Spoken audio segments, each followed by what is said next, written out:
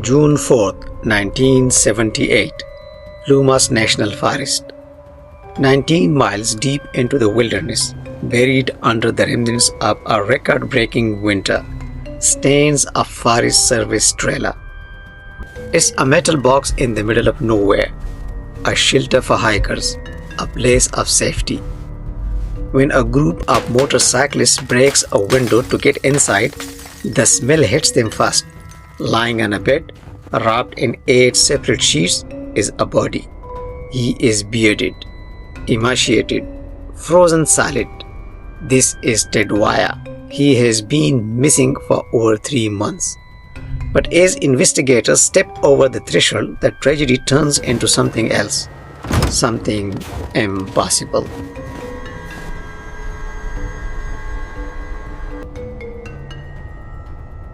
Ted Wire died of starvation. He had lost nearly half his body weight, shrinking from 200 pounds down to barely 100. His feet were badly frostbitten.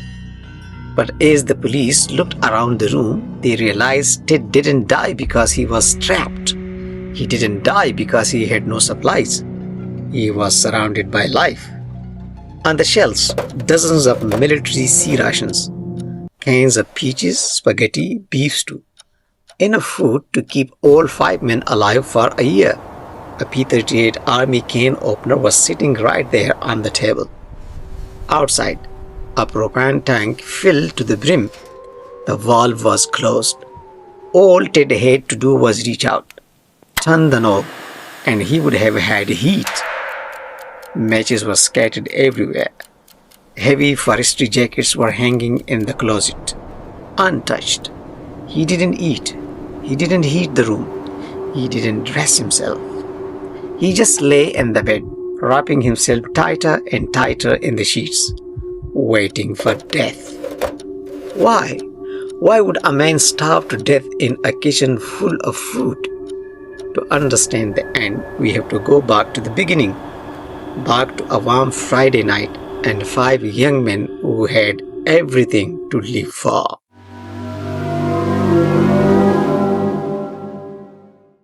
They were known in Yuba City simply as the Boys.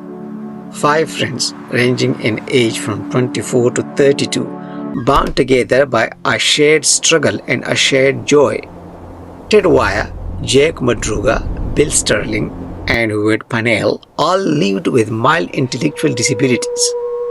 They had lived at home with their parents. They were gentle, reliable men. Ted was the friendly giant. He waved at strangers on the street.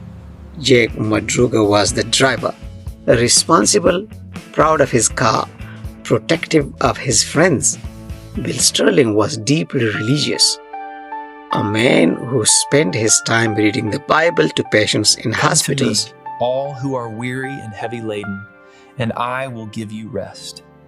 And then there was the 5th man, Gary Matthias.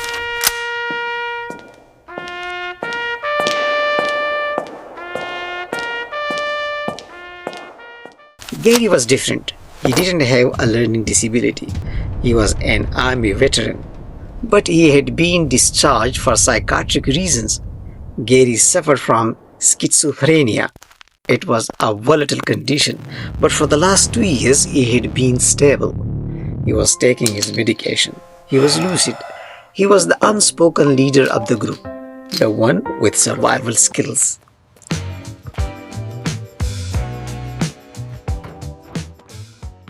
On February 24th, 1978, the mood was electric. The boys piled onto Jack Madruga's prized possessions, a 1969 turquoise Mercury Montego. They drove 50 miles north to Chico to watch a college basketball tournament. Their team, UC Davis, won.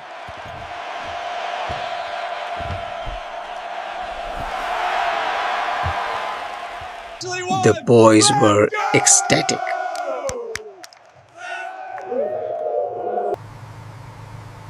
They stopped at Burr's Market in downtown Chico. They bought a Hostess cherry pie, a Langdon Dove lemon pie, a Snicker bar, a Pepsi, small treats for the ride home. The clerk watched them walk out into the cool night air. It was 10 p.m. The drive home to Yuba City was a straight shot south down Highway 99. An easy, flat 45-minute drive. They should have been home by 11 p.m. Their parents were waiting up for them. But the Mercury Montego never arrived. Instead of turning south for reasons that have baffled investigators for 40 years, Jake Madruga turned the car east, toward the mountains, toward the snow line, toward the dark.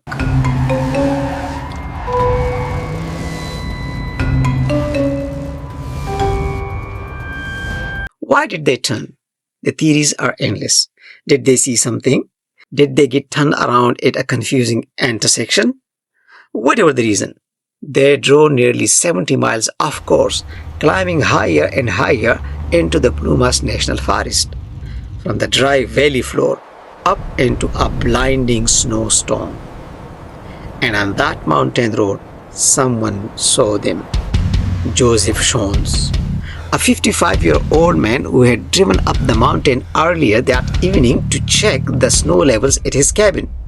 But his car had gotten stuck, and as he tried to push it out, Joseph Schons suffered a mild heart attack. Pain shot through his chest. He dragged himself back into his car, leaving the engine running for heat, praying for someone to drive by. Hours passed, the snow piled up, and then lights. Sean saw headlights cut through darkness behind him. He watched a car pull up and stop about 20 feet away. He saw a group of men, figures silhouetted against the snow, get out of the car, and looking closer, he thought he saw a woman holding a baby. Desperate, in pain, Sean rolled down his window and screamed for help. Help! Help me, please! But the moment he yelled, the lights went out. The figure stopped moving. The forest went dead silent. Sean waited. Then he heard something that made his blood run cold. Whistling. A low, strange whistling sound coming from the darkness. He called out again. Help me, please! Suddenly, a flashlight beam swept over his car. It hit him in the face. He screamed again, and instantly the flashlight ticked off. Whoever was out there, they weren't looking for rescue. They were hiding. Sean lay in his car all night, terrified, running his engine until the gas ran out. In the morning, he walked 8 miles down the mountain to safety. When he passed the spot where the other car had been, it was empty. The Mercury Montego was found days later, but the boys were gone.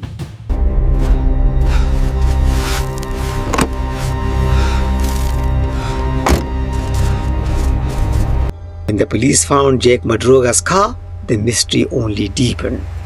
The Mercury Montego was abandoned on a rough dirt logging road. Jake Madruga loved this car. His family said he would never ever drive it up a rocky road like this. He fussed over every scratch, yet the undercarriage was pristine. There were no dents, no mud splatter on the sides. It was as if the car had been placed there by a giant hand. And it wasn't stuck. The tires spun freely. With 5 strong men, they could have easily pushed it out or simply reversed back down the hill. The gas tank was a quarter full. The engine started immediately when the police hardwired it.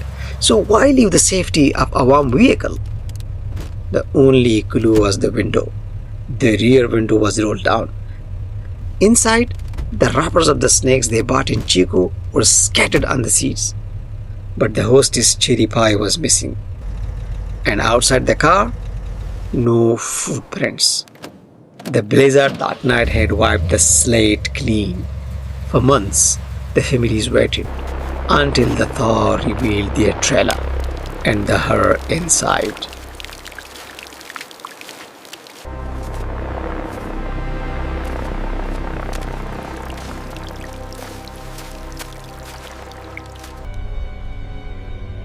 We returned to the trailer, where Ted Wire wrapped himself in sheets and waited 8 long weeks for death. Investigators find a table beside him, his wallet, a ring engraved with Ted, and a gold watch. The watch is still tickling. On the shelves, untouched food. Across the counter, matches. In the closet, thick jackets. Outside, an untouched propane tank. Everything needed for survival was within arm's reach. Yet Ted slowly starved. Why? Ted opened 12 cans using a P-38 military can opener, the same tool Gary Mathias learned to use in the army, which leads investigators to a dark, uncomfortable theory: learned helplessness. In a crisis, the 4 disabled men would defer completely to the person they trusted most: Gary. If Gary said stay inside, they stayed. If Gary said wait, they waited. If Gary panicked, they followed him into panic. But Gary's shoes were found inside the trailer, meaning he left wearing Ted's heavier boots. Did he leave to get help, or did his schizophrenia snap under the pressure of the blizzard? Did he see threats in the forest that weren't there? Was he the one Joseph Schons heard whistling in the night? And what about the most unsettling part of Schons' story? The woman holding a baby. For years, that detail fueled theories of cults, kidnappings, and secret groups in the woods. But investigators believe the truth is simpler and far more tragic. Schons was having a heart attack. He was in pain, exhausted, delirious. A single figure in the snow, perhaps Gary, long hair blowing, carrying a bundle of supplies, could easily fracture into the illusion of a woman with a baby. Not a supernatural omen, a human shadow, filtered through agony and fear. And then the question returns: where did Gary go? The remains of the others were eventually found. Jake Madruga and Bill Sterling reduced to bones by animals.